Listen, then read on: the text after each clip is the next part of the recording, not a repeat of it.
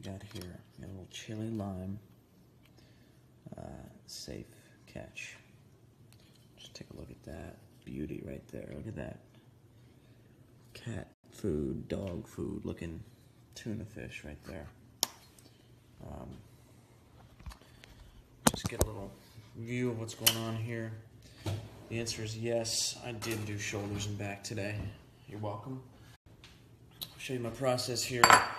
First step is to get this beautiful tuna out of its can and into its new home, which for the moment is going to be this bowl here.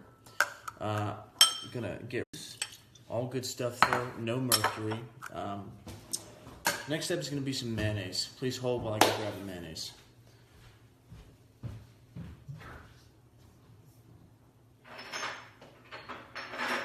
Mayonnaise from Trader Joe's. Big fan of this. I think it adds just some good texture overall to the tuna fish. You know, so you don't get that dry tuna that nobody wants. Next step is going to be just to simply mix this around in here. Now, I want you to take a look at the level of this tuna. This is premium tuna, so you're going to get you know, a little bit of resistance initially from the tuna itself. I've been a tuna enthusiast for a long time now, and it's something that not a lot of people understand. You know, it's sort of a niche market these days.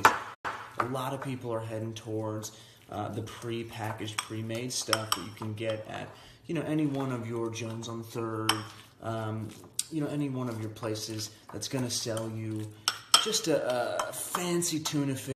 You know, any one of your places that's going to sell you just a fancy tuna fish, lots of bells, lots of whistles. But what you want to do is have that personal connection with your tuna. And that's what we're doing here today. I'm glad you're on this journey with me. When we get to the other side, you're going to get to see the taste test. I like to do this just to give a sense of where my brain's at and what I'm thinking after I've, you know, really really earned the tuna fish, which is an important piece. All right, so now we got the mayonnaise. Mayonnaise is done. Next step is going to be just a little bit of seasoning. Now, what you should know about this safe catch is that it's pre-seasoned, pre-flavored, so you're not going to need a whole lot, but we're just going to add a little bit just to give a little extra spice. Just a minute. Now, what we have here is just a very simple McCormick sea salt grinder. Nothing fancy about this. You can get this at your local grocery store, and you're going to want to. It's going to add a lot of flavor to this tuna fish. Now, I usually go clockwise around the bowl once and then one drop right in the center. I give that a little mix, make sure it gets in there, hits the different spots. So it's going to be a combo of just your classic black peppercorns, grinded down. And I go straight through the middle and then across. A little bit of an X. So there's one, there's two, and I leave it right on top. Last piece of the puzzle.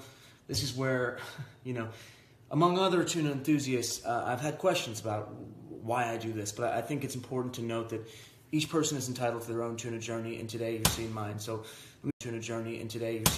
So, let me grab my final ingredient, and if you want to give this a try at home, go ahead. All right. Now for the big reveal. What we have here is Cholula hot sauce. Classic ingredient. You know, hot sauce makes everything better. I agree. But I think with tuna, it's about being specific, being intentional with how you're hot saucing. So today, I'm going to show you my process.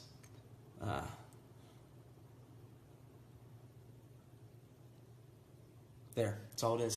My hot saucing. All right, we've finally reached the end of the road. I'm about to taste test this. Always important, remember, new utensil before you do your taste test. You don't want a little bit of that extra mayonnaise left over on the utensil. You want to make sure you got a clean fork.